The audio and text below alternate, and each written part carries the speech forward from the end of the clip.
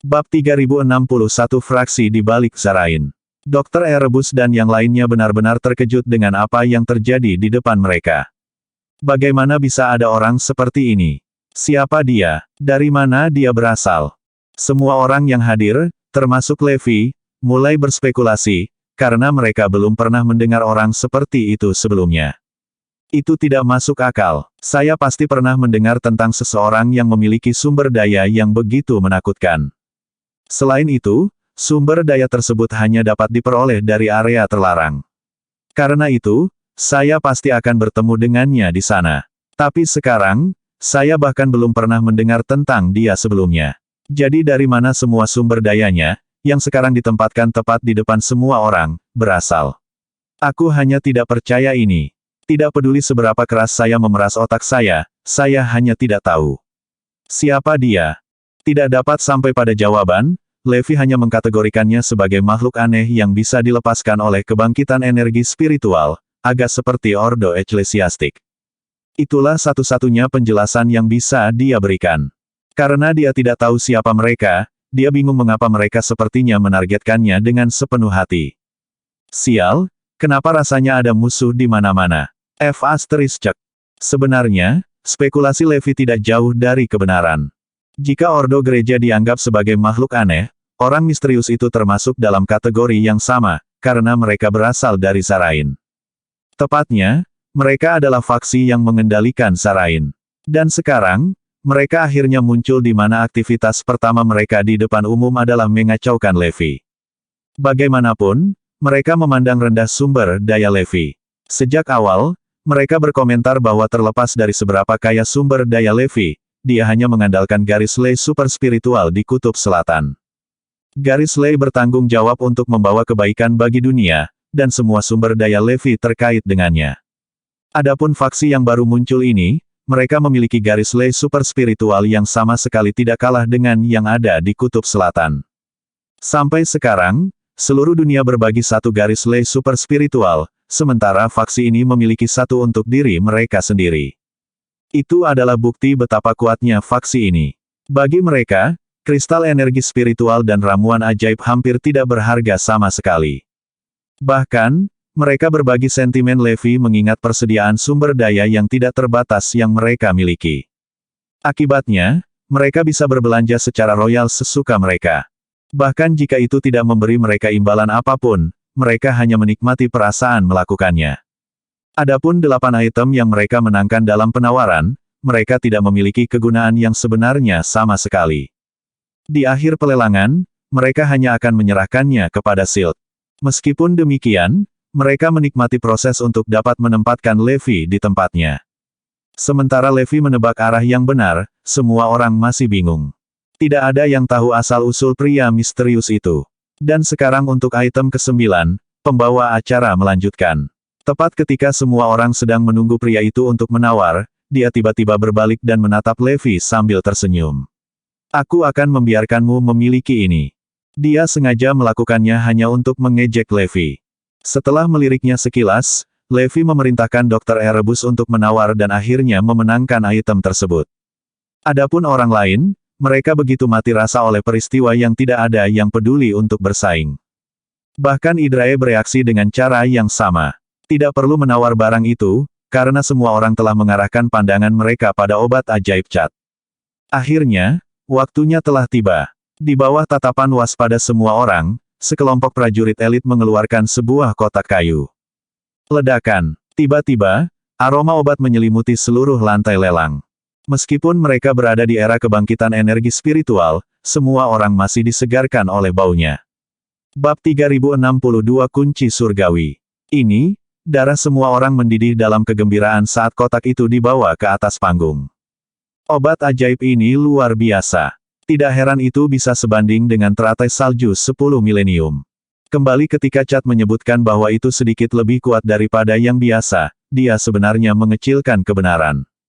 Dia tidak begitu yakin apa obat ajaib itu atau usianya. Namun, setelah diidentifikasi sebagai teratai salju 10 milenium, tiba-tiba menjadi sangat berharga. Akibatnya, semua orang berdiri dan menatap kotak kayu dengan saksama. Jika bukan karena pengetahuan bahwa itu adalah kotak kunci rahasia yang tampak indah, semua orang akan melompat ke depan untuk mengambilnya. Bahkan Levi merasakan dorongan untuk melakukan hal yang sama. Pada saat itu, tidak perlu mengotentikasi obat ajaib, karena aroma yang dipancarkannya sendiri adalah bukti kebenarannya. Selanjutnya, napas Levi mulai bertambah cepat. Cat benar, obat ajaib itu benar-benar menakutkan. Terakhir kali saya merasa seperti ini adalah di mata air suci itu. Tapi sekarang, ini tampaknya bahkan lebih kuat dari itu. Jika saya bisa mendapatkannya, saya yakin itu mampu menyembuhkan Forlevia. Pada saat itu, semua orang mengamati kotak kunci rahasia. Bruno tiba-tiba berkomentar, kotak ini pasti berasal dari Erudia. Faktanya, ini adalah produk dari mekanisme seni lama yang hilang yang disebut kunci surgawi. Sebelumnya, saya mendengar kakek saya berbicara tentang kotak kunci rahasia yang terlihat seperti ini. Seni mekanisme Erudia yang telah lama hilang. Ekspresi Levi menjadi gelap. Kalau begitu, faksi misterius yang mengendalikan cat pastilah Erudian. Karena itu adalah seni yang telah lama hilang dari Erudia, tidak mungkin bagi negara lain untuk memilikinya. Selanjutnya, ketika cat baru saja terungkap, dia dikendalikan sebelum Erudia mengumumkan kehadirannya. Karena itu, tidak ada orang asing yang mengetahuinya. Selain itu, bahkan Dakson mengetahuinya jauh kemudian. Akibatnya, semua bukti menunjukkan fakta bahwa faksi ini milik Erudia. Juga, mereka terhubung dengan sangat baik sehingga mereka berhasil mengendalikan cat pada saat The Cardinal Hall mengetahui tentang dia. Saya benar-benar harus memberi mereka kredit untuk itu. Setelah mempertimbangkan masalah ini, Levi menghela nafas. Namun, saya tidak berpikir ada darah buruk antara mereka dan saya. Oleh karena itu, mengapa mereka memilih saya? Pada saat itu, Levi memiliki ide bagus tentang identitas mereka. Yang tersisa untuk dilakukan adalah melepas topeng mereka begitu dia mendapatkan obat ajaibnya. Lagi pula, dia ingin melihat sendiri siapa mereka. Sementara itu, Cirrus terus mengawasi. Meskipun grup ini menjalankan pertunjukan atas nama orang lain, dia akan segera menyadari ketika faksi misterius itu melakukan kontak. Sekarang sorotan acara telah muncul, semua orang dipenuhi dengan kegembiraan. Pada saat itu, semua faksi kuat yang tidak berpartisipasi sebelumnya sedang bersiap untuk mengajukan penawaran. Namun demikian, semua orang masih takut pada Levi dan pria misterius itu. Begitu mereka mulai menawar, itu menjadi sangat menakutkan sehingga tidak ada yang berani menghalangi mereka. Selanjutnya, mata pria yang mewakili faksi di belakang Zarain berkilau. Karena tidak ada yang menarik perhatiannya sebelumnya, dia memperlakukan semuanya dengan acuh tak acuh dan tidak peduli berapa banyak sumber daya yang dia habiskan. Tapi sekarang, obat ajaib itu akhirnya menggelitik minatnya. Mengingat bahwa dia bersedia menghabiskan banyak uang untuk barang-barang yang tidak berarti apa-apa baginya, dia pasti akan melangkah lebih jauh untuk sesuatu yang dia dambakan. Ketika dia melihat ke arah Levi, Levi mengunci tatapannya untuk sesaat. Itu adalah awal dari keduanya yang mati-matian berusaha untuk mengalahkan satu sama lain. Namun, perkembangan tak terduga disambut oleh Hydrae dan Hydron, karena keduanya tidak ingin melihat Levi mendapatkan obat ajaibnya. Meski begitu, mereka berharap masih bisa mengamankannya. Sayangnya, kemunculan pria misterius itu membuat peluang mereka untuk melakukannya turun drastis. Namun demikian, partisipasinya secara tidak sengaja akan mencegah Levi untuk mendapatkannya juga, yang selaras dengan minat mereka. Bahkan, mereka bahkan tidak perlu mengangkat jari untuk menggagalkan rencana Levi. Satu-satunya downside adalah bahwa mereka tidak dapat memperolehnya untuk diri mereka sendiri. Semuanya, tolong tenang, pembawa acara memberi isyarat agar semua orang tenang.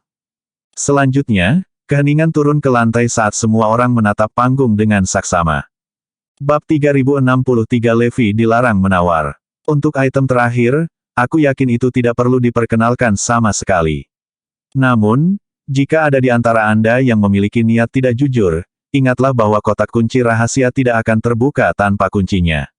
Selain itu, kunci di atasnya adalah kunci surgawi kuno Erudia, di mana seorang spesialis diperlukan hanya untuk membukanya.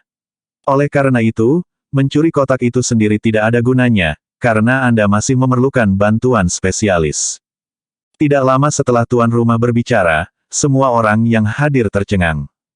Tidak hanya seseorang tidak dapat membuka kotak itu, tetapi seseorang juga harus berurusan dengan kunci surgawi. Pada saat itu, Levi dan Bruno bertukar pandang, karena komentar sebelumnya tentang kunci itu menjadi kenyataan. Dengan demikian, mereka semakin yakin bahwa faksi ini berasal dari Erudia. Setelah menyapukan pandangannya ke kerumunan, pembawa acara mengumumkan, kalau begitu, mari kita mulai sekarang. Tawaran awal adalah 1000 keping kristal energi spiritual bermutu tinggi. Namun, saat dia mengubah taktiknya, penonton menatapnya dengan tegang. Apakah sesuatu akan terjadi? Apa yang salah? Semua orang memberinya tatapan penasaran. Tiba-tiba, tatapan tuan rumah jatuh pada Levi. Untuk item terakhir, Levi dari Erudia dan siapapun yang terkait dengannya didiskualifikasi dari penawaran. Deklarasi itu mengejutkan semua orang yang hadir. Apa? Levi tidak bisa menawar. Hahaha, Levi tidak boleh menawar. Sungguh lelucon. Ini adalah keputusan yang sangat baik. Dengan mengundang Levi ke sini dan melarangnya menawar, dia hanya bisa menonton dengan frustrasi karena item itu dimenangkan oleh orang lain. Petik 2. Tidak lama setelah keputusan diumumkan, semua orang yang hadir, termasuk Hydrae dan Hydron, tertawa terbahak-bahak. Mereka hanya tidak bisa menahan diri untuk tidak menyombongkan diri. Kami bahkan tidak perlu mengangkat jari. Levi memiliki terlalu banyak musuh yang menyerangnya dari semua sisi. Bahkan pelelangan ini diselenggarakan untuk membuatnya tertekan dengan tidak memberinya hak untuk menawar. Yang mereka inginkan hanyalah dia menyaksikan dalam ketidakberdayaan yang menyiksa saat obat untuk putrinya diambil oleh orang lain. Ini tidak lain adalah cara kejam untuk menyiksanya. Bahkan jika Levi mendapatkan kotak itu, dia tidak bisa membukanya sama sekali. Apa rencana yang benar-benar komprehensif? Meski ikut lelang, Levi belum tentu bisa memenangkan tender. Tapi sekarang, dia bahkan tidak diberi kesempatan untuk mencoba. Akibatnya, Hydrae merasa bahwa mereka tidak perlu datang sejak awal. Tidak ada yang bisa dilakukan selain melihat Levi dipermalukan. Sementara itu, Levi dan anak buahnya sangat marah setelah mendengar aturan baru tersebut. Namun demikian, mereka sudah mengharapkan langkah seperti itu. Lagi pula, pelelangan untuk menjual obat ajaib itu diselenggarakan oleh faksi misterius dengan satu-satunya tujuan untuk menghancurkan Levi. Hanya saja mereka belum bergerak sampai akhir acara. Terlepas dari itu, Levi sudah menunggunya meskipun dia tidak berharap akan dilarang dari pelelangan. Dengan melakukan itu, dia hanya bisa duduk dan menonton obat ajaib dijual kepada orang lain, bersama dengan harapan kesembuhan Forlevia. Itulah yang akan paling menyakitinya. Ternyata, musuh tidak hanya ingin membunuhnya tetapi juga mematahkan semangatnya. Adapun Troy dan Bruno, keduanya sangat marah. Mengapa? Mengapa kita tidak bisa berpartisipasi dalam pelelangan? Kami memiliki semua sumber daya yang Anda inginkan, jadi mengapa kami dilarang? Kami menuntut penjelasan. Anda sebaiknya memiliki alasan yang bagus untuk ini. Petik 2. Di tengah protes mereka bersikeras bahwa penyelenggara menangani masalah ini dengan benar. Dr. Erebus mencibir, dari semua orang di sini, mengapa kamu hanya bias terhadap kami? Ini sepertinya tidak benar sama sekali. Banyak pengamat lain mulai bertanya, tepatnya, ini bertentangan dengan logika. Bisakah Anda memberi kami alasan untuk meyakinkan kami? Setelah menyapu pandangannya ke kerumunan, pembawa acara menjawab, baik. Jika itu alasan yang kamu minta, aku akan memberikannya padamu. Bab 3064 Wahyu Kejutan. Saya yakin Anda semua tahu obat ajaib ini sangat berharga oleh Dr. Holden dan dianggap miliknya yang paling dicintainya, kata juru lelang. Semua orang mengangguk, karena bukan rahasia lagi bahwa Dr. Holden sangat menghargai obat ajaib itu, lebih dari apapun. Kamu pasti juga pernah mendengar bahwa Dr. Holden menolak untuk mengobati Forlevia, kan? Dia bertanya. Kerumunan kembali mengangguk serempak. Semua barang yang tersedia untuk dilelang hari ini adalah milik Dr. Holden, dan kami hanya agen yang bertindak atas namanya. Sebagai pemilik, dia memiliki keputusan akhir, dan dia telah memberikan instruksi khusus untuk melarang Levi dari penawaran obat ajaib ini. Karena itu, harap dipahami bahwa kami tidak mendiskriminasi Levi, tetapi kami harus mematuhi perintah pelanggan kami. Tercela, terlalu hina. Levi sangat kesal. Anda tahu betul mengapa Chad menolak untuk merawat Evie. Anda memaksanya melakukan itu, dan Anda punya nyali untuk berbalik menuduhnya sebagai orang jahat. Tepuk, tepuk, tepuk.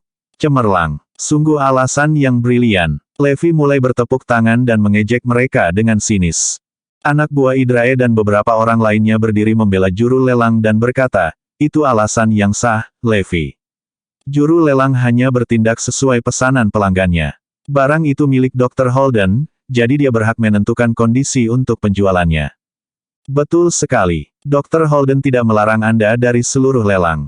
Anda diizinkan untuk menawar 9 item sebelumnya, dan Anda berhasil mendapatkan yang ke-9, bukan? Anda harus puas dengan itu. Petik 2. Semua orang berpikir tidak ada yang salah dengan pembatasan itu. Sebagai pemilik barang, Dr. Holden berhak memutuskan kepada siapa dia ingin menjual barangnya. Haha, ini bagus. Levi tertawa. Jangan berpikir untuk melakukan sesuatu yang lucu, Levi. Dan Anda bisa menghilangkan ide untuk mencurinya. Seorang anggota Hydrae memperingatkan. Ya, bahkan jika kamu berhasil mendapatkannya, kamu tidak bisa mendapatkan kunci surgawi. Petik 2. Haha, sayangnya, Anda hanya bisa melihat orang lain mendapatkan obat ajaibnya. Kamu bisa melupakan tentang membersihkan Forlevia dari racunnya. Levi menatap anak buah Hydrae dengan tajam dan mencibir, aku yakin kamu berharap putriku tidak memiliki harapan untuk sembuh. Mari kita lihat seberapa jauh Anda akan pergi untuk memastikan itu. Petik 2. Levi tidak putus asa, karena Forlevia sedang dalam pemulihan dan akan segera pulih. Dia bisa berurusan dengan Hydrae di tahap selanjutnya. Sejauh ini, Hydrae telah bertindak pengecut dan hanya mengirim anggota junior mereka untuk menimbulkan masalah. Belum ada pemimpin mereka yang muncul. Oh itu benar, kunci surgawi. Levi tiba-tiba teringat akan kunci itu, dan dia segera menoleh ke Bruno dan dengan tenang bertanya, apakah kamu mengenal seseorang yang dapat membuka kunci surgawi? Aku bisa mencoba mencari tahu. Saya tahu ada orang yang mungkin bisa melakukan itu. Orang yang terkait dengan kunci surgawi dan kotak kunci rahasia yang kakek saya sebutkan mungkin tahu cara membukanya. Karena ada kemungkinan kita bisa membuka kunci surgawi itu, maka ayo kita ambil. Kami menonton mereka melalui pertunjukan lalu saya akan merebutnya dari mereka. Levi memutuskan dia akan mendapatkan obat ajaib itu, dengan cara apapun. Jika dia harus mencurinya secara terbuka, dia akan melakukannya.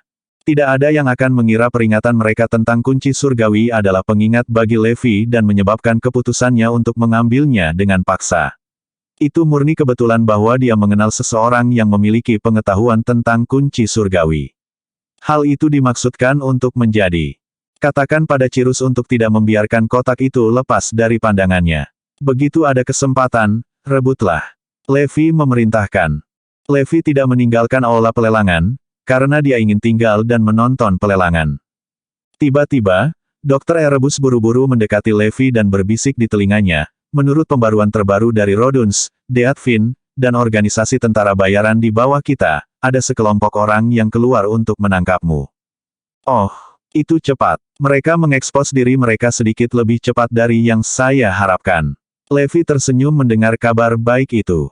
Dr. Erebus melihat ke sekeliling aula dan berkata, Anda tidak akan pernah menebak siapa yang ada di sini. Bab 3065 Identitas terungkap. Ketika Dr. Erebus mendengar pembaruan dari sumbernya, dia merasa tidak percaya. Bagaimana mungkin? Bagaimana bisa mereka? Hah? Apakah itu Hidron? Levi mengerutkan kening bingung dan berspekulasi. Levi tidak tahu mengapa, tapi nama itu muncul begitu saja di benaknya. Namun, Hydron tidak pernah menghadapi Hydrae sejak pendiriannya. Levi telah membunuh cukup banyak anak buah Hydrae, namun Hydron menyebutnya pengecut, dan dia diejek karena banci karena tidak habis-habisan melawan Hydrae. Hydron didirikan dengan satu tujuan untuk membalas dendam pada Hydrae. Namun, yang mereka lakukan hanyalah membual tentang rencana dan kekuatan mereka tetapi tidak melakukan apapun untuk menindaklanjutinya. Sebaliknya, mereka mengalihkan perhatian mereka ke Levi dan mencoba memanfaatkannya, terus-menerus menghasutnya untuk melawan Hydrae. Ketika mereka melakukan itu, Levi curiga mereka memiliki agenda tersembunyi. Mereka tidak mencoba untuk membangun kapasitas mereka sendiri untuk membalas dendam tetapi malah memiliki motif lain. Fakta bahwa mereka menghilang bahkan sebelum mereka mencapai misi yang mereka nyatakan adalah bukti bahwa kecurigaan Levi benar. Itu juga alasan mengapa Levi memikirkan mereka dan bertanya tentang mereka beberapa waktu lalu. Tidak mengherankan ketika Dr. Erebus mengatakan itu adalah seseorang yang tidak terduga, nama pertama yang muncul di benak Levi adalah Hydron. Ada ekspresi tidak percaya di mata Dr. Erebus ketika dia mendengar itu. Dia mengangguk dan berseru, "Ya, betul sekali, itu mereka." Mendesah. Levi menghela napas. Dia telah menduga bahwa dengan tidak berada di pihak mereka, tanpa disadari dia telah menjadi musuh Hydron. Bagi mereka, jika dia tidak bersama mereka, maka itu berarti dia melawan mereka. Jika Anda tidak melawan Hydrae, maka Anda adalah musuh kami. Kami akan melakukan apapun yang kami bisa untuk menghentikan Anda menyembuhkan putri Anda. Levi bisa membayangkan itulah yang terlintas di benak para pemimpin Hydron. Dr. Erebus sangat marah. Sungguh sekelompok idiot. Pecundang. Mereka tidak berbeda dengan Hydrae. Jangan bilang. Levi secara naluriah memikirkan hal lain, dan Dr. Erebus dengan cepat mengkonfirmasi kecurigaannya. Betul sekali. Mereka mengirim dewa untuk menghancurkan catatan perubahan darah yang dikirim Roduns kepada kami. Mereka juga yang menyabotase upaya kami untuk menemukan obat untuk Forlevia, membunuh banyak orang dalam prosesnya. Ketika kami membuat penawaran terbaru kami untuk memberi penghargaan kepada siapa saja yang dapat membersihkan racun dari Forlevia, mereka mendukung Hydrae dan menghentikan mereka yang ingin maju untuk membantu kami. Mereka telah membunuh begitu banyak nyawa tak berdosa karena itu. Levi menghela nafas lagi ketika dia mendengar apa yang dikatakan Dr. Erebus. Dia tidak mengharapkan seseorang yang dia pikir berada di pihak yang sama dengan dia yang akan menyabotnya. Tidak pernah terlintas dalam pikirannya bahwa Hydron akan bekerja dengan musuh mereka sendiri, Hydrae. Saya pikir Hydrae adalah musuh bebuyutan Anda. Bagaimana Anda bisa membantu musuh bebuyutan Anda untuk mencapai tujuan mereka? Levi benar-benar bingung dengan gerakan Hydron. Mereka sangat kuat sekarang, dengan lebih dari 100.000 anggota. Jumlah dewa yang mereka miliki sebanding dengan beberapa kekuatan super itu. Dr. Erebus harus menarik napas dalam-dalam untuk menenangkan dirinya sebelum dia bisa melanjutkan. Dan apakah Anda tahu dari mana mereka mendapatkan semua sumber daya untuk membangun diri mereka sendiri? Pada saat itu, Dr. Erebus jelas gelisah. Dia menatap lurus ke mata Levi dan berkata, "Ini menjengkelkan. Merekalah yang menipu kita dengan teratai salju 10 milenium." "Apa?" Levi berteriak marah, dan semua orang di ruangan itu menoleh ke arahnya. Tidak ada yang pernah melihat Levi kehilangan ketenangannya dengan cara seperti itu sebelumnya. Namun, mereka dengan cepat memalingkan muka dan mengabaikannya, karena mereka menganggap dia kesal karena dia dilarang dari pelelangan. "Ya, merekalah yang menipu kita." Mereka kemudian menggunakan sumber daya palsu mereka untuk membangun diri mereka sendiri. Dr. Erebus mendesis marah, tinjunya mengepal erat. Dia tidak bisa menahan amarahnya, mengingat kekecewaan yang mereka alami. Bab 3066 tidak manusiawi. Itu tidak manusiawi. Sulit dipercaya bahwa mereka terpaksa datang dengan kebohongan tentang 10 milenium teratai salju. Yang paling membuat Dr. Erebus marah adalah dialah yang menyebarkan semua sumber daya yang mereka minta sesuai instruksi mereka. Itu berarti dia juga ditipu, dan itu merupakan penghinaan besar baginya, karena dia selalu bangga dengan kecerdasannya. Ditipu sedemikian rupa telah melukai harga diri dan egonya. Dia tidak pernah bisa melupakan adegan di mana mereka membuka kotak teratai salju 10 milenium, hanya untuk menemukan ranting kering di dalamnya. Kebencian yang dia rasakan atas kejadian itu sebanding dengan kebencian yang dia miliki terhadap Hydrae. Levi tertawa, dan itu adalah tawa yang menakutkan dan menyeramkan. "Aku bisa memaafkan mereka jika mereka menggunakan sumber daya yang mereka tipu dariku untuk membalas dendam terhadap Hydrae. Tapi menggunakannya untuk melawanku." Levi memiliki tatapan mengancam di matanya ketika dia mengatakan itu. "Tidak apa-apa. Saya tahu Anda akan terungkap cepat atau lambat. Saya telah menyimpan ranting kering itu untuk Anda. Anda melakukan pekerjaan yang bagus dalam memilih ranting yang begitu bagus. Itu benar-benar menyerupai pedang." Levi bergumam pada dirinya sendiri, ekspresinya semakin gelap saat dia berbicara. "Aku akan menggunakan pedang itu untuk menembus tubuhmu, satu persatu. Jadi antrelah." Karena dia tahu siapa yang dia lawan, Levi menjadi jauh lebih tenang. Dia tersenyum dan berkata, "Ayo selesaikan semua skor kita sekaligus. Sangat bagus kalian semua berkumpul di sini untuk mencoba menyabot saya hari ini. Selamatkan saya dari kesulitan mendapatkan Anda secara individual. Hahaha, sempurna." Gumaman keras dan tawa mengejek Levi menarik perhatian orang-orang di aula lagi, tetapi seperti sebelumnya, mereka mengira dia hanya bereaksi pahit karena diblokir dari penawaran. Orang-orang yang menyamar dari Hydron senang ketika mereka melihat reaksi Levi. Mereka mengira Levi kesal karena dia hanya bisa menyaksikan dengan putus asa karena satu-satunya obat untuk putrinya sedang dilelang. Mereka tidak tahu bahwa Levi sedang tersenyum karena dia telah mengetahui taktik mereka dan sedang merencanakan balas dendamnya. Haruskah saya pergi dan memberi mereka sebagian dari pikiran saya? Setidaknya mereka diperingatkan bahwa akhir mereka sudah dekat. Dr. Erebus sangat marah dan tidak sabar untuk melihat mereka menemui akhir yang tragis. Levi menggelengkan kepalanya dan berkata, "Tenang. Kita harus bersabar. Akan lebih menyenangkan untuk memberi mereka kejutan. Bagaimana dengan orang-orang misterius yang mengendalikan cat? Ada informasi tentang mereka?" Dia menyelidiki. Cirrus belum mengirim pembaruan apapun tentang itu. Saya kira orang-orang itu licik dan memberinya waktu yang sulit. Dr. Erebus melaporkan. Apakah saya satu-satunya yang merasa curiga dengan orang-orang bertopeng itu? Aku punya firasat merekalah orangnya. Dia melihat ke arah orang-orang di atas panggung dan berbisik kepada Levi. Levi tertawa dan meyakinkannya, "Bersabarlah. Jika mereka berhasil mendapatkan tawaran, maka kita akan maju dan merebutnya dari mereka. Pada saat yang sama, kita kemudian dapat mengetahui siapa yang berada di balik topeng-topeng itu." Levi dan timnya siap untuk pertarungan. Itu adalah perjalanan yang bermanfaat bagi mereka. Paling tidak, mereka berhasil mengkonfirmasi keterlibatan Hydron. Satu-satunya hal yang mengganggu Levi adalah penampilan pria misterius itu. Pria itu tampaknya bertekad seperti Levi dalam mendapatkan obat ajaib, dan Levi tidak tahu siapa dia dan dari mana asalnya. Pelelangan obat ajaib telah dimulai, dan ada banyak tawaran untuk itu. Namun, ketika pria misterius itu bergabung dalam penawaran, ada keributan di antara kerumunan. Dia agresif dalam penawarannya dan banyak pembeli potensial lainnya harus mundur, tidak dapat menandingi penawarannya. Hanya Levi yang memiliki sumber daya untuk menandingi pria misterius itu dalam penawarannya, tetapi karena Levi dilarang dari putaran penawaran itu, pria itu jelas akan menjadi pemilik terakhir dari obat ajaib tersebut. Levi tidak akan duduk diam. Dia memandang salah satu penawar yang duduk di dekatnya, seorang pria dari Waldan. Levi memberinya tawaran, dengan mengatakan, "Saya akan memberikan dukungan tanpa syarat untuk mengalahkan dia." Pria dari Waldan menerima tawarannya tanpa ragu-ragu dan pergi keluar karena Levi mengatakan itu tanpa syarat. 30.000 keping kristal energi spiritual. Dia meneriakkan tawarannya, mengejutkan semua orang yang hadir. Tawaran sebelumnya dari 25.000 keping kristal energi spiritual telah mengejutkan semua orang, dan tidak ada yang menyangka akan ada tawaran yang lebih tinggi lagi. Keberatan. Levi memanipulasi penawaran melalui dia. Dia harus didiskualifikasi.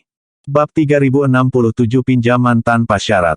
Orang-orang dari Idrae memprotes penyelenggara dan orang-orang dari Hydron bergabung untuk meminta pembatalan tawaran dari pria Waldan. Pria misterius itu juga tidak bisa tidak menyuarakan keberatannya. Sepertinya ini tidak pantas, bukan? Saya pikir Levi dilarang dari penawaran. Dia melanggar peraturan, bukan? Dia ingin mendapatkan obat ajaib dan berpikir bahwa tanpa keterlibatan Levi, dia bisa mendapatkannya dengan harga yang bagus. Dia diam-diam senang bahwa Levi dilarang dari penawaran, dan dengan demikian sangat terganggu oleh kemunculan tiba-tiba dari pesaing yang tidak terduga. Juru lelang berteriak pada Levi dan mencaci, "Apa yang kamu lakukan, Levi? Bukankah kami sudah menjelaskan bahwa Anda tidak boleh menawar untuk ini? Jika Anda bersikeras untuk ikut campur dalam tawaran ini, maka kami mungkin harus menghapus obat ajaib dari pelelangan. Anda harus menghadapi murka semua yang hadir." Petik 2. Tidak ada yang bisa menyetujui ancaman penarikan obat ajaib dari pelelangan, jadi semua orang berbalik untuk menekan Levi. "Bukti apa yang Anda miliki bahwa saya ikut campur dalam penawaran? Apakah saya membuat tawaran itu?" Dialah yang meneriakkan tawaran itu. Levi memprotes. "Betul sekali. Saya adalah orang yang membuat tawaran itu. Itu tidak ada hubungannya dengan dia." Pria dari Waldan setuju. "Ya, kamu tidak menawar untuk itu. Namun, kami menyatakan dengan jelas dari awal bahwa siapapun yang terkait dengan Anda tidak diizinkan untuk menawar juga. Jika tidak, item tersebut akan tetap berada di tangan Anda. Kami telah menjelaskannya dengan sangat jelas sebelum kami memulai putaran penawaran ini." Juru lelang berdiri teguh pada pendiriannya. Aku bahkan tidak tahu siapa dia, jadi bagaimana aku bisa berhubungan dengannya? Kata Levi. Itu benar, aku tidak mengenalnya. Pria dari Waldan dengan cepat menambahkan, saya hanya mencoba meminjam dana, dan dia kebetulan bersedia membantu saya. Betul sekali, aku hanya membantunya. Lelang menatap lekat-lekat pada pria dari Waldan dan bertanya, pinjam. Apakah Anda mampu untuk membayar kembali pinjaman? Bagaimana jika Anda tidak dapat membayar kembali dan kemudian harus memberikan obat ajaib kepada Levi sebagai balasannya? Maaf mengecewakanmu, tapi ketakutanmu tidak berdasar. Saya menjanjikannya dukungan tanpa syarat. Itu berarti dia tidak harus membayarku. Levi menjelaskan. Kemudian dia dengan nakal menambahkan, Anda mendengarnya langsung dari saya dan Anda semua adalah saksi atas tawaran saya kepadanya. Yah, saya memiliki terlalu banyak kekayaan dan tidak memiliki kemampuan untuk menghabiskan semuanya. Jadi saya memutuskan untuk berbagi sebagian dari kekayaan saya dengan dia. Apa aku tidak boleh melakukan itu? Apa? Dukungan tanpa syarat. Tidak perlu membayar. Semua orang yang hadir tercengang oleh Levi. Saya yakin kami tidak memiliki keberatan lebih lanjut. Saya ingin melanjutkan pelelangan, minta pria dari Waldan. 50.000 keping kristal energi spiritual. Pria misterius itu dengan cepat melawan. Dia entah bagaimana senang Levi masuk dan membuat pelelangan lebih menantang dan menarik. Hasilnya akan sangat jelas dan dia akan dengan mudah mengalahkan semua orang jika pria Waldan itu tidak menerima dukungan Levi. Kemenangan mudah tidak pernah memuaskan seperti yang diperoleh dengan susah payah, jadi dia bersemangat tentang tantangan itu. Dia sangat yakin kekayaannya bisa menandingi Levis, jadi dia tidak khawatir sama sekali. Lelang dan rekan-rekannya masih berkerumun dalam diskusi ketika pria Waldan itu meneriakkan tawaran balasan. 80.000 keping kristal energi spiritual. Dia menawarkan 100.000 keping kristal energi spiritual. Keduanya secara agresif menaikkan tawaran mereka, mengetahui bahwa mereka memiliki sumber daya yang cukup besar untuk mendukungnya.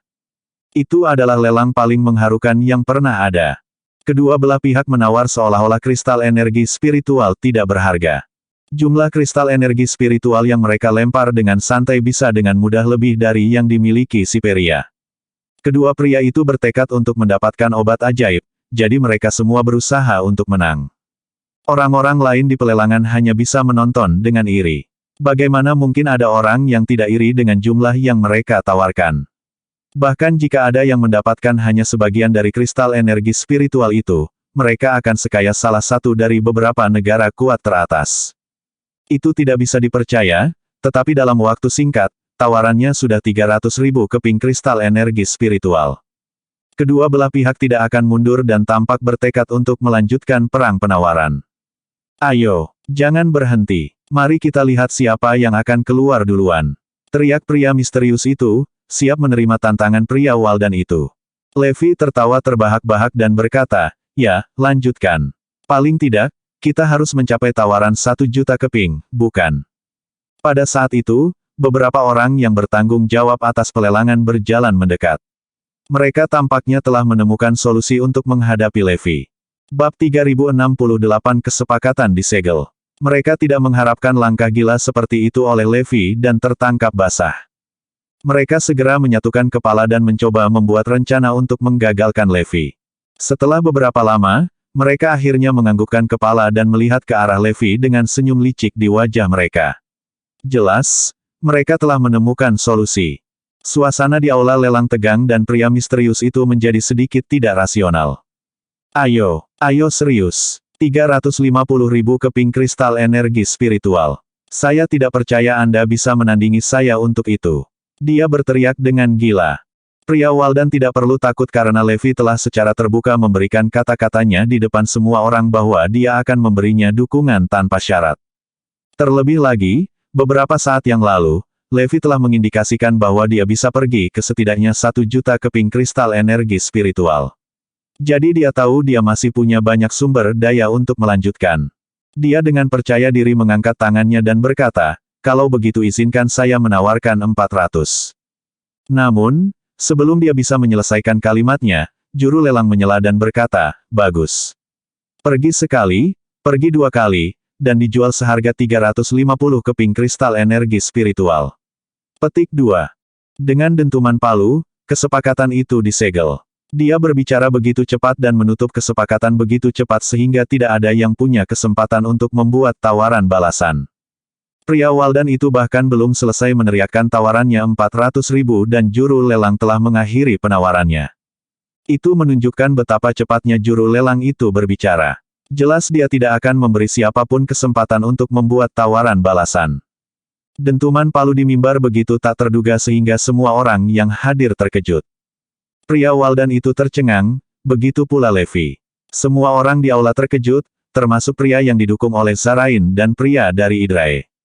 Apa yang terjadi? Ini tidak bisa dipercaya. Juru lelang dan rekan-rekannya pantas mendapatkan pujian karena telah menghasilkan ide yang luar biasa. Mereka membuat semua orang tercengang. Kejutan tertulis di seluruh wajah Dr. Erebus dan timnya. Apakah itu bahkan legal? Apakah mereka diizinkan untuk menyegel kesepakatan tanpa memberi orang lain kesempatan untuk menawar balik? Dari panggung, juru lelang tersenyum sambil melanjutkan, selamat kepada pria ini karena berhasil menawar obat ajaib. Bahkan pria misterius itu tercengang dan tidak bisa mengingat apa yang sedang terjadi. Dia sudah siap untuk bertarung habis-habisan secara finansial dengan Levi untuk mendapatkan obat ajaib, tapi bahkan sebelum dia bisa melakukan pemanasan, dia dinyatakan sebagai pemenang. Hei, apa artinya itu? Saya belum membuat counterbid saya. Saya belum menyerah dan saya akan menawarkan tawaran yang lebih tinggi dari dia. Pria Waldan itu memprotes dengan keras, kesal karena dia dipotong begitu tiba-tiba. Dia tidak akan menerima tindakan bullying itu. Benarkah? Saya tidak mendengar Anda dan counterbid Anda. Saya menyegel kesepakatan karena tidak ada yang membuat penawaran lebih tinggi. Kata juru lelang yang licik.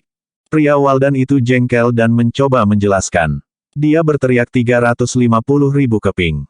Saya akan menawarkan 400.000 keping, tetapi sebelum saya bisa melakukan itu, Anda sudah menyegel kesepakatan itu. Tidak, aku tidak melihatnya. Saya yakin Anda menyerah, saya menunggu 1 menit penuh dan menutup tawaran ketika tidak ada yang mengajukan penawaran lebih tinggi.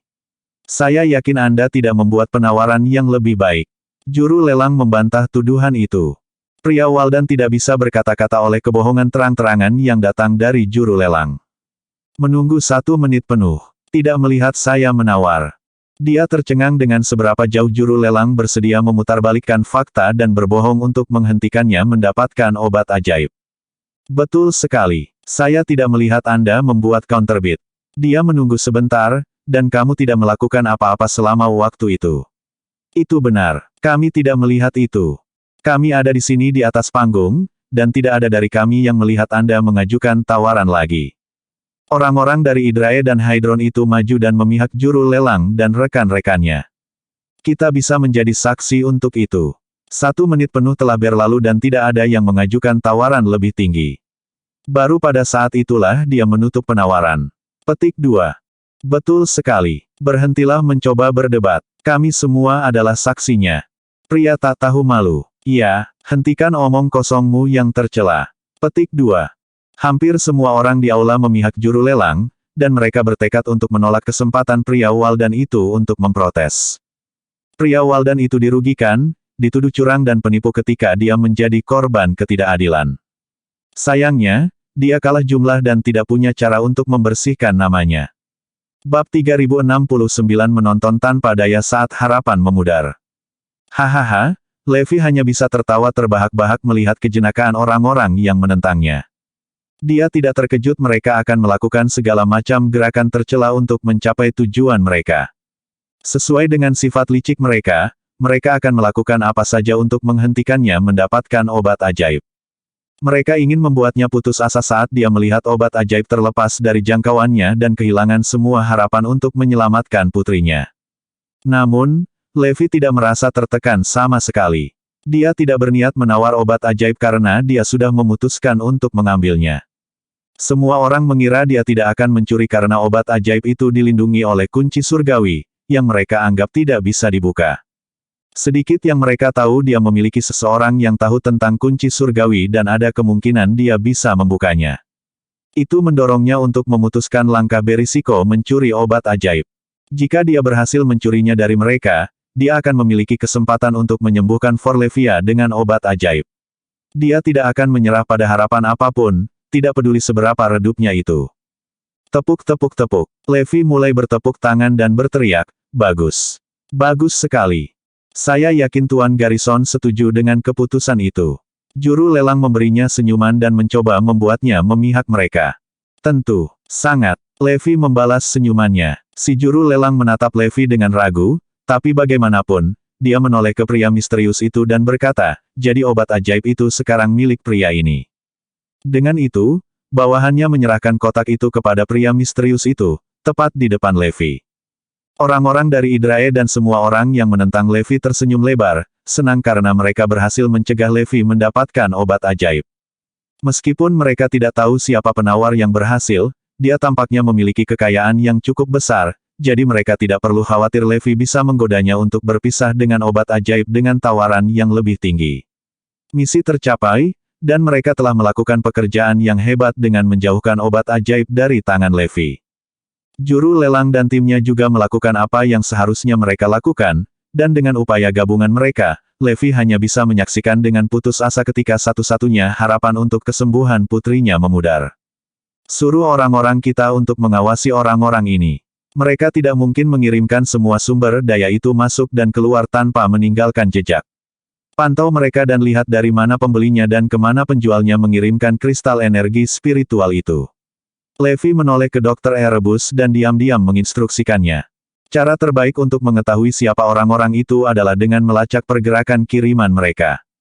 Bagaimanapun, mata uangnya adalah kristal energi spiritual, dan tidak akan mudah untuk memindahkan sejumlah besar kristal energi spiritual tanpa dilacak. Tuan, silakan pergi dengan kotak kunci rahasia ini. Setelah Anda berada di tempat yang aman, kami akan mengirim seseorang untuk membuka kunci surgawi untuk Anda. Juru lelang memiliki rencana yang aman untuk pembeli, karena dia tidak akan memberi Levi kesempatan untuk mencuri obat ajaib. Tentu, saya juga akan segera mengirimkan kristal energi spiritual kepada Anda. Pria misterius itu menjawab dengan acuh tak acuh. Tidak ada masalah sama sekali. Kami percaya padamu, Tuan. Karena pembeli tidak mempermasalahkan sejumlah besar kristal energi spiritual itu, juru lelang tahu bahwa dia kaya dan memiliki keyakinan penuh bahwa dia akan memberikan seperti yang dijanjikan. Sebagai tindakan pencegahan, kami ingin Anda bergerak terlebih dahulu, untuk memastikan Anda dapat pergi dengan selamat. Juru lelang mendesak pembeli untuk pergi secepat mungkin. Pada saat itu, orang-orang dari Idrae melangkah maju dan menawarkan, untuk memastikan keselamatanmu, Siperia akan mengirim 200 dewa untuk mengantarmu ke luar negeri. Idrae telah datang dengan persiapan yang baik dan menempatkan ratusan dewa di sekitar lokasi sebagai tindakan pencegahan, karena mereka khawatir Levi akan menimbulkan masalah. Juru lelang tercengang dengan tawaran itu, tetapi dia dengan penuh syukur berkata, terima kasih, dan kami sangat menghargai upaya semua dewa dari Siperia. Semua yang mereka lakukan, mereka telah merencanakan dengan Levi dalam pikiran. Meskipun mereka tidak terlalu memikirkan Levi, mereka mendengar bahwa dia memiliki banyak pejuang kuat yang mendukungnya. Bagaimanapun, banyak dewa dari Liga Surgawi Erudia adalah teman dan muridnya. Mereka juga tahu bahwa Levi memiliki elit yang tangguh bersamanya. Elit itu adalah orang yang melacak obat ajaib. Mereka tidak khawatir tentang Levi sendiri, tetapi waspada terhadap orang-orang di sekitarnya. Ketika pria misterius itu meninggalkan aula lelang dengan pengamanan ketat, juru lelang menoleh ke semua orang di aula dan berkata, saya meminta kerja sama Anda untuk tinggal sebentar lagi. Kami mengambil tindakan pencegahan yang diperlukan untuk mencegah kecelakaan dan kesalahpahaman. Terima kasih banyak. Bab 3070 menghadapi Levi. Permintaan juru lelang menciptakan kegemparan di antara orang-orang yang hadir di aula lelang. Dia mungkin telah mengatakannya dengan baik, tetapi faktanya tetap bahwa dia menahan mereka untuk sementara. Tidak ada yang meramalkan langkah itu, dan tidak melihat alasan yang sah untuk itu. Namun, ketidakpuasan mereka berumur pendek, dan mereka dengan cepat menerima ketidaknyamanan yang dikenakan pada mereka. Mereka mengerti semua batasan yang diberlakukan karena Levi. Mereka ingin menolak dia dan rekan senegaranya kesempatan untuk mengancam pembeli dan mendapatkan obat ajaib. Untuk menahan Levi dan anak buahnya di penangkaran, mereka juga harus menahan semua orang. Sangat mengejutkan semua orang, juru lelang mendaratkan pandangannya pada Levi dan tersenyum berkata kepadanya, kami minta maaf kami harus melarang Margarison dari putaran terakhir penawaran. Untuk menebusnya, kami akan mengizinkan Tuan Garrison pergi lebih awal. Namun, pengecualian khusus hanya untuk Tuan Garrison. Semua orang lainnya masih harus tinggal sebentar lagi. Petik 2. Itu adalah tindakan yang disengaja untuk membiarkan Levi pergi tanpa rekan senegaranya. Mereka ingin membuat Levi semakin frustrasi. Mereka berpikir bahwa dengan membiarkan dia pergi, tetapi tanpa anak buahnya, dia harus menanggung ketidakberdayaan ingin melakukan sesuatu untuk mengambil obat ajaib tetapi tidak dapat melakukannya karena dia tidak membawa pejuangnya. Dia tidak akan memiliki kekuatan untuk melakukan apapun sendiri, dan hanya bisa menyaksikan harapan terakhir putrinya untuk sembuh menghilang bersama dengan pembeli. Mereka ingin dia mengalami keputusasaan dan penyesalan yang mendalam. Tidak ada yang akan menyakiti seorang ayah lebih dari perasaan mencela diri sendiri, karena tidak cukup baik untuk menyelamatkan anaknya sendiri. Mereka memiliki niat jahat untuk mengurung teman-teman Levi dan membiarkannya pergi sendirian dan tak berdaya. Mereka ingin membuatnya merasa tidak berguna. Sedikit yang mereka tahu bahwa Levi adalah yang paling tangguh di antara semuanya. Kekuatan gabungan dari semua rekan senegaranya tidak akan menandingi miliknya. Jika mereka tahu lebih baik, orang terakhir yang harus mereka lepaskan adalah Levi.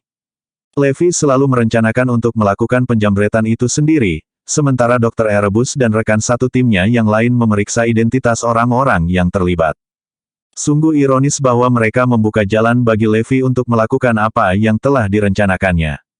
Levi akan keluar dan mengejar pembeli untuk mengambil obat ajaib. Di sisi lain, Dr. Erebus akan tinggal di sisi mereka untuk secara diam-diam menggali informasi tentang mereka.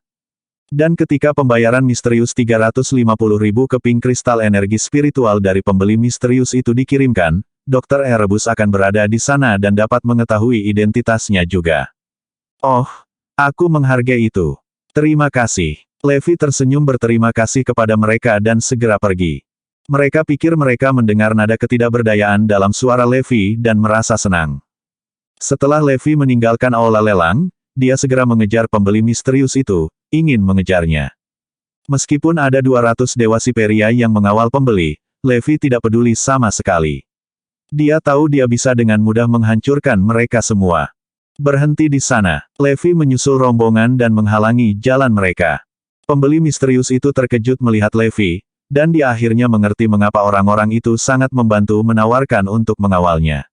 Mereka telah memperkirakan bahwa Levi akan keluar untuk membuat masalah baginya. Dia bingung Levi bisa dengan mudah melacaknya dan mengejarnya.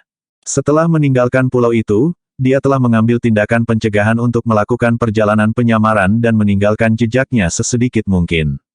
Dia pikir itu sangat mustahil bagi siapapun untuk menemukannya dan heran Levi melakukan itu, dan tampaknya tanpa banyak kesulitan. Dia menatap bingung pada Levi, seorang pria yang telah dia dengar begitu banyak tetapi tidak terlalu dia hargai. Dia tahu Levi adalah musuh bersama Zarain dan Lab of Gods, tetapi semua informasi yang mereka miliki tentang Levi tidak berbicara terlalu tinggi tentang dia. Karena itu, mereka tidak dapat diganggu untuk mengkhawatirkannya. Mereka hanya ingin menggoda dan menggagalkan musuh bebuyutan Zarain. Dia ingin menunjukkan kepada Silt bahwa pria yang mereka anggap sangat tinggi hanyalah mainan lemah yang bisa dia putar di jari-jarinya. Namun, penampilan Levi merusak kepercayaan dirinya sebelumnya. Dia mulai curiga pria di depannya lebih dari yang mereka harapkan. Jadilah baik dan serahkan kotak itu kepadaku.